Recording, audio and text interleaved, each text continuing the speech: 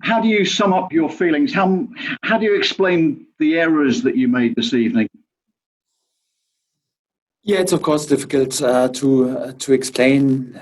First of all, we're not naive. We know that as Norwich City, we have to be at our best level in order to give ourselves a chance to win it at the best sides in this league, especially after playing 120 minutes in the cup against Man United and underload the last 35 minutes, and just with one centre back available, so with many problems in personal terms. Then we have to play without mistakes and to achieve our best level. And yeah, like you mentioned, so once you are able to invite Arsenal, for example, for the first and for the third goal, then it's for us difficult to win points. Yeah, when we just judge this game by the statistics, it was pretty divided in terms of possessions, shots, duels, or whatever. But yeah, once we are there and make mistakes and in key moments of the game, then we know then the other teams have the quality in order to punish us, and that's what happened today. And for that, we can't complain about the loss because we made too many mistakes today. I mean, the mistake for the first goal by Tim Krul, how uncharacteristic is that?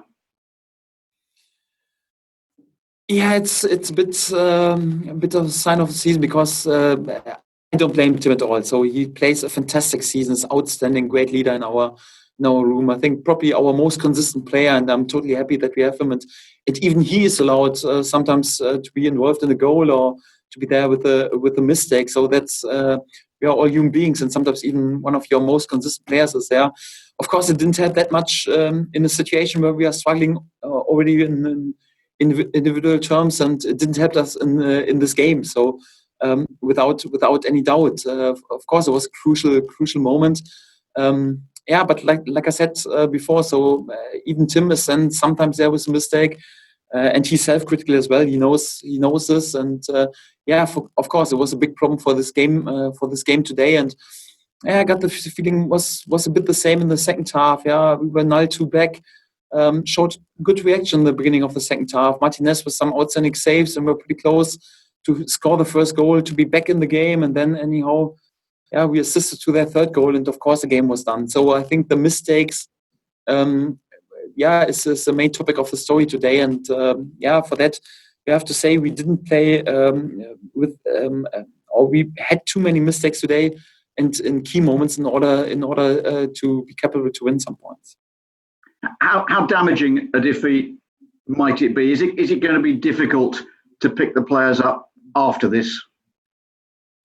Yes, definitely, because it was an important game, and we knew though with a good result today we would have been completely back in the mix. I think right now after 0-4 defeat, so you're not allowed to speak about the positives or whatever. So you have to be humble and self-critical and speak about your mistakes. And I'm not willing after 0-4 defeat to give some fighting messages that we close a 6-point gap or whatever it is in the end. So it's more like after a 0-4 defeat, you have to concentrate on yourself and to be self-critical and to be humble and to make sure that in the next game you're back on your best level and you play without mistakes. So this is the topic. So my topic also, like what we will concentrate on the next days, not to speak about, okay, how can we close this gap during the next weeks? It's more like what I want is top performance on our top level to give ourselves a chance to win some points. Daniel, thank you. Thanks a lot, Dean. Safe journey back. Can we bring in Nick Callow, please?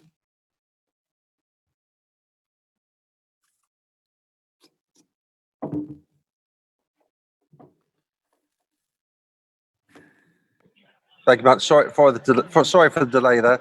Are you sort of giving up on your chance of survival there based on those comments? No, we will never give up. So as long as we have a chance, and if it's just a theoretical chance, we keep going. So we know even before the season started that we are the big favorite for position 20, and we always spoke about this quite honest and realistically. And we are still in the worst position of all competitors. But as long as we got a chance, we'll keep going. That's definitely for sure. And we try to win as many points as possible, and we try to win all our last games. But I think after 0-4 loss, and especially after having so many mistakes in the game, especially in crucial moments, then you're not allowed to to give some fighting messages or whatever. You have to make sure that you stay humble and concentrate on yourself instead of thinking too far ahead. So that's the only topic. So it doesn't make sense to say, okay, we will win 5 out of the last 6 or something like this. It's more like we have to make sure that our performance is again on top level, and this is a topic for the next days. Thank you. Thanks. If we could bring in Mark MB, please.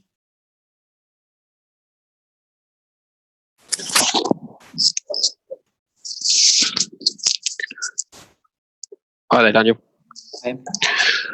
You made 3 substitutions at half time, and you must have been delighted with the reaction. But is that almost an admission, almost, that in the first half you got your tactics a little bit wrong? No, I think in general, so we made it unbelievably difficult for Arsenal to score in the first 20 minutes. So they didn't have a chance. I think we had even the better chances. So it was a good situation with our counter-attack with Lucas Rupp. There was a great strike of Ben Godfrey. Kenny McLean was in shooting position. So we wanted to be unbelievably solid in the first half in order to create out of this defensive solidity our game. But I got the feeling, so once we were there with this mistake before the null one, we felt a bit too sorry for ourselves in the 20 minutes after this. So it was not the tactical approach. It was more like that in general. So confidence was a bit away and felt a bit too sorry, and were not there with the same aggressiveness like we were before the goal. And I wanted to set a sign at halftime, so we changed a few times in personal terms. Also, our tactical approach, our base formation to give the players the sign. So it's not over. Come on, let's attack this game. And once we lose a game, okay, we do this with raising the flag, but not the white flag. So we want to go for it.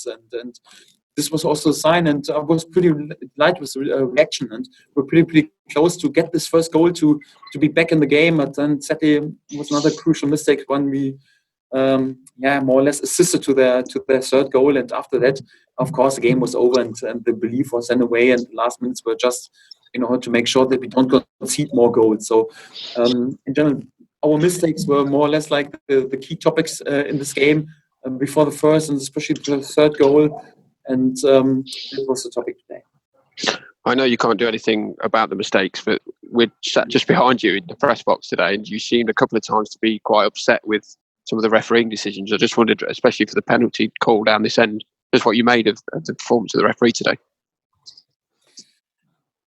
Yeah, I disagree today in many situations, but to be honest, we lost the game 9-4, then it's not up to me to blame the referee. Of course, there were a few topics and a few key decisions anyhow that didn't went in our favor, but to be honest, so once you lose the game 9-4, then it's not up to speak in public and criticize the referee. That's not my style anyhow. Then in this moment, I'm always self-critical and try to stay humble and speak about, okay, we were there with too many mistakes as well, and for that, no blaming of the referee from my side. Thank you.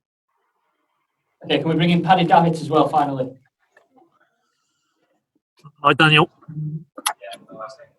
Disappointing night, as you say, but you've always spoke about 9-game series. Are you still going to push those messages over the next few days with your boys? There's still a chance?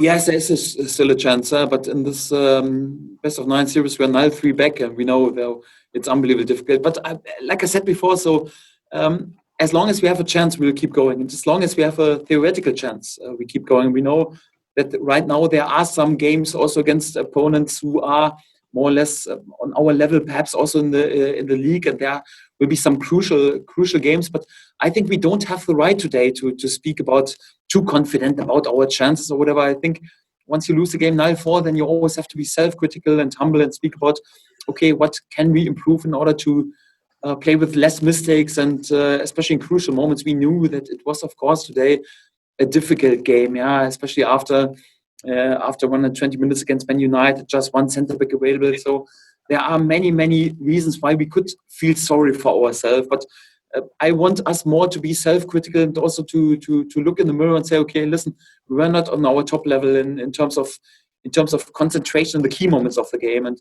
this is what we have to make sure that we are back on our top level. Then also for the next games, and then we will see what the outcome is. But I want us to concentrate more on the performances right now, to deliver performances, than just to speak about, okay, our situation on the table. Cheers, Daniel. All the best. Okay. Thanks. Thanks, everyone. Thank you.